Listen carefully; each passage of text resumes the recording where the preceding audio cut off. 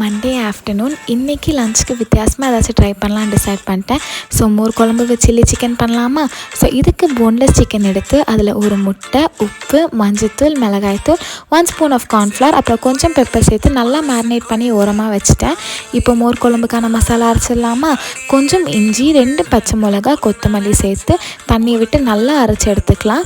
நான் இன்றைக்கி மோர் குழம்பு பண்ணுறதுக்கு 1/2 லிட்டருக்கு தயிர் எடுத்திருக்கேன். ஸோ ஒரு பவுலில் 1/2 லிட்டருக்கு தயிர் சேர்த்து அதில் மஞ்சத்தூள் சேர்த்து நல்லா மிக்ஸ் பண்ணி எல்லாமே சேர்த்து ஒரே எல்லோ கலரில் வர மாதிரி மிக்ஸ் பண்ணி எடுத்துக்கலாம்.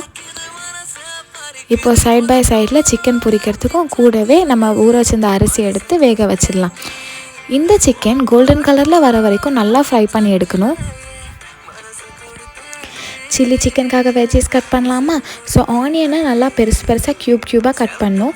சில்லி, கேப்சிகம், கார்லிக்கை குட்டி குட்டியாக சாப் பண்ணி எடுத்துக்கலாம்.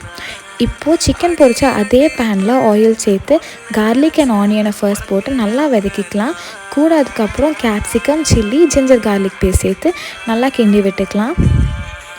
நல்லா வதங்கினதுக்கப்புறம் 1 கிளாஸ் ஆஃப் வாட்டர் சேர்த்து அதை நல்லா கொதித்து வரும்போது உப்பு போட்டுட்டு கூடவே நம்ம வறுத்து வச்சுருந்த சிக்கனை சேர்த்துடலாம்.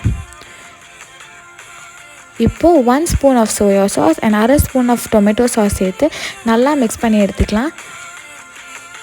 தண்ணி வற்றி போகிற வரைக்கும் மிக்ஸ் பண்ணி எடுத்தோம்னா நம்மளோட சில்லி சிக்கன் ரெடி.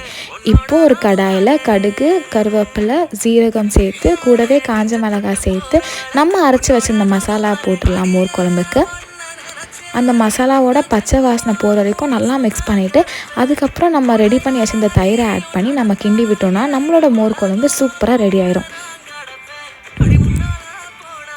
அப்பளம் பொரிச்சு எடுத்துடலாமா? எனக்கு இந்த மோர் குழம்பு எப்படி வைக்கணும்னு அம்மா தான் சொல்லி கொடுத்தாங்க. இது எங்கள் வீட்டில் எல்லாருக்குமே ரொம்ப பிடிக்கும். ஸோ இன்றைக்கான லஞ்ச் இது தான். ஒயிட் ரைஸ் வித் மோர் குழம்பு கூட சில்லி சிக்கன் அண்ட் அப்பளம். கண்டிப்பாக இந்த காம்போவை நீங்களும் ட்ரை பண்ணணும். உங்களுக்கும் ரொம்ப ரொம்ப பிடிக்கும். தேங்க்ஸ் ஃபார் வாட்சிங்.